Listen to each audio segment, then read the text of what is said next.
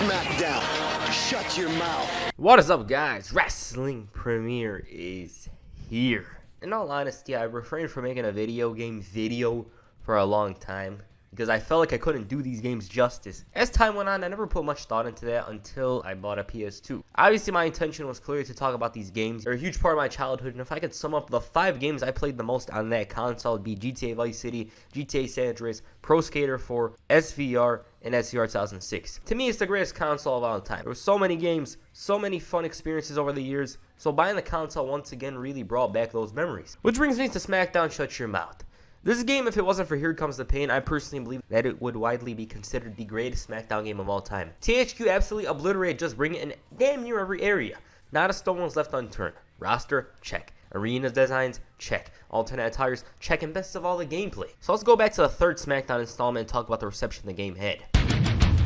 SmackDown Just Bring It was the first ever WWF game on the PS2. It had hype behind it for a bunch of reasons. For one, the Royal Rumble allowed you to feature 8 people in the match. There was somewhat improved graphics, and of course, the PlayStation 2 allowed the developers more space to make an even better game. Ultimately, though, Just Bring It turned out to be a bit dull, and in my eyes was just the PS2 version of SmackDown 2 Know Your Role. Didn't help that the roster was so severely outdated upon release. Then again, you gotta look at it from that time period. It's probably a 7.5 out of 10 in 2001. I mean, when I played the game for the first time, I had so much fun with it, and even though I was pissed off at the fact that the disc didn't allow me to play entrances, I was still happy. Fast forward to May of 2002 and the fans were ready for the sequel to SmackDown Just Bring It. Once again, somebody said that the game should be called SmackDown Time to Play the Game. And it's like a meme at this point, you know. A lot of people in the early 2000s, they wanted that title to become reality. A couple of the people expected it to be titled SmackDown Get Ready because The Rock wore it on a t-shirt. And one of them even correctly predicted the future name.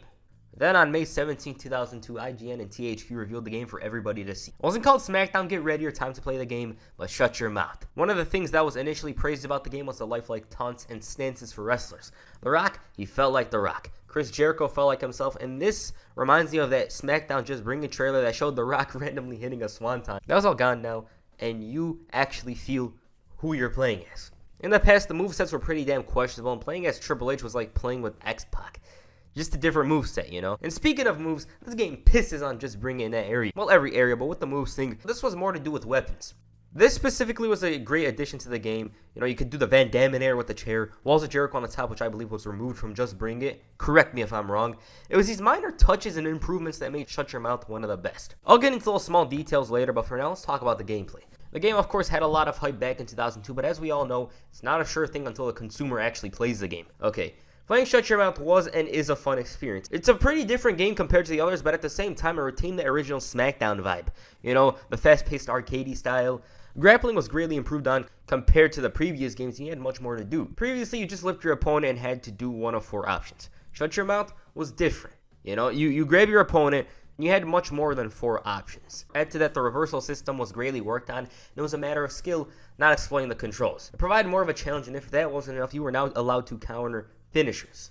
I mean, if you played this game, you know damn well how good it felt to reverse a finisher. It's just one of the most annoying things. Best feature, though, from a regular match has got to be the grappling. The matches felt very improved in a bunch of areas, and it added so much to the game. Gameplay overall was much more fluid and smoother than Just Bring It. The submission system was forgettable compared to what Here Comes the Pain did a year later. There wasn't much of a change there, barring the fact that the wrestler actually taps. That's one of the only negatives from the gameplay of Shut Your Mouth, but in other areas they actually realized the errors of their ways. Wrestlers actually sell the damage you inflict, which is cool to see, and the winning animations were much more memorable here. Undertaker after the match might knock out the ref and continue attacking the opponent, and that hard work by the devs was certainly noticed. It didn't matter how small of an improvement it was, those small things are what makes Shut Your Mouth special, simple as that. The fact that almost everything was worked on, and it made the game addictive. Like, I remember playing this game all the time at one point. No other game was on my mind, it was just Shut Your Mouth. The match types themselves were mostly the same minus small improvements. The Lumberjack match, though, was a new addition. I didn't play much of it because it wasn't going to be good as the match in real life. You know, you're going to have only a few guys standing at ringside. Special referee was somewhat nerfed. The 8 men in the Rumble was gone as well, I assume because of limitations. And the Hell in a Cell is actually a cell now, not a cage where you dive through. The Royal Rumble itself was somewhat different compared to Just Bring It. Obviously, there weren't 8 men or women in the ring, but it was the realest approach to the match in a SmackDown game up to this point. I still love these type of Royal Rumble matches as a kid, you know, the early SmackDown games, because I actually had a chance. I didn't know how to play the SVR 06, 07, 08 ones. I remember a very long time ago, I didn't even know how to do an Irish whip in those games, and it made the Royal Rumbles that much harder. But nowadays, though, these type of rumbles piss me off. Like, there's almost zero chance he'll remain for number 1. Like here, I'm trying my best to use The Rock and win the whole thing, but he was unceremoniously thrown out, and Reverend Devon won the whole thing, which I found funny because I was using Kane here. Hardcore matches, though, that's where the real fun's at. The main reason why I used to love and adore the older WWE games as a kid is because of these. They give you a hell of a lot of freedom, especially in the no DQ matches. The gameplay itself is already fun, but there's just something special about hitting the Van Daminator or the DDT with a chair. Add to that, you could actually fight in the back, which is what kid me loved the most.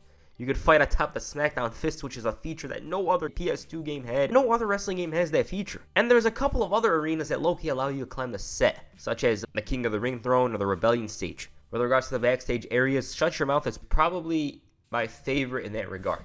It was so damn detailed, the places were pretty interactive and robust. The parking lot was a favorite of mine because you could just launch somebody into a car and they'll be flopping all over the place like they're Shawn Michaels at SummerSlam 2005. And the animations themselves are pretty hilarious. But on the topic of backstage areas, Shut Your Mouth is untouchable. You can find outside the arena, which I assume was MSG. It was. And that area in itself was huge as hell.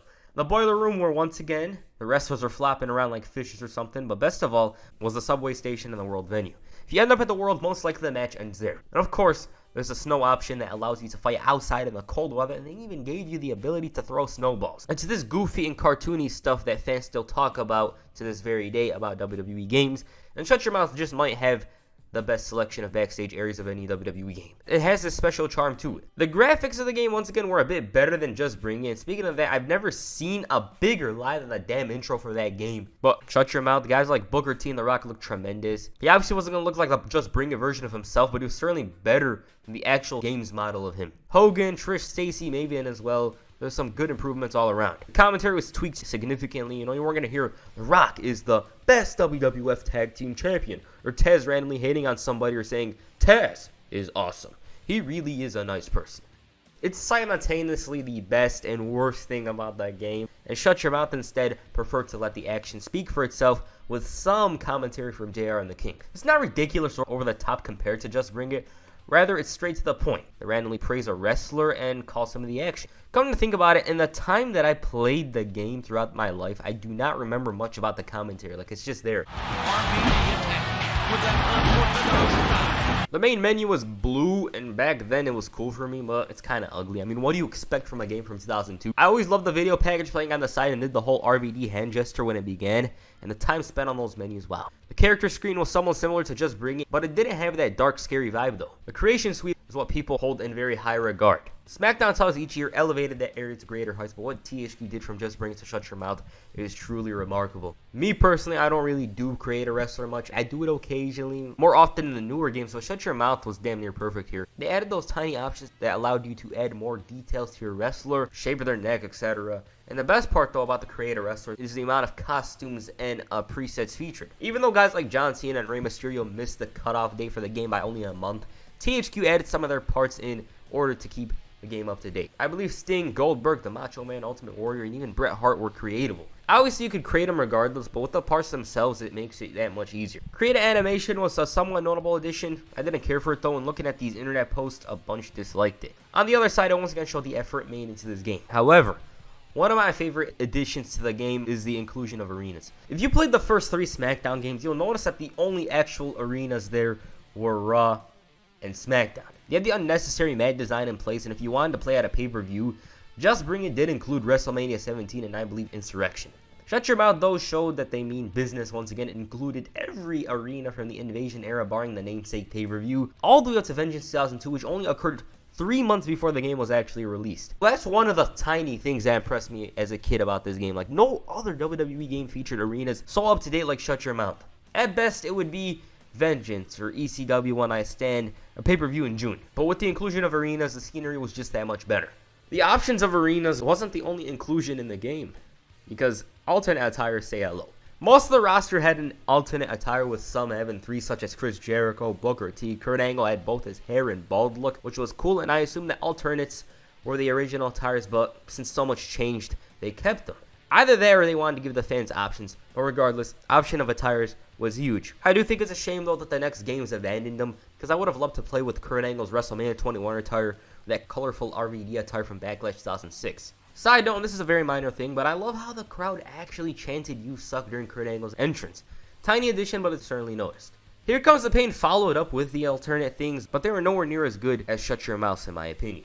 As good as this game may have been, there were some things that were removed that could have enhanced the quality or quantity of Shut Your Mouth. Fans dived into the game files and discovered some notable things. As expected, we're going to have to mention Scott Hall, who was initially supposed to be in the game, but after the plane ride from hell was removed. There were a couple of hidden movesets, including Mr. Perfect, Canyon, Crash, Chavo, and Tommy Dreamer. And speaking of movesets in the game, wrestlers such as Jeff Jarrett, Jushin Liger, K-Quick, and of course a bunch of the WCW wrestlers were included. Scott J, of course, comes to the rescue in this situation.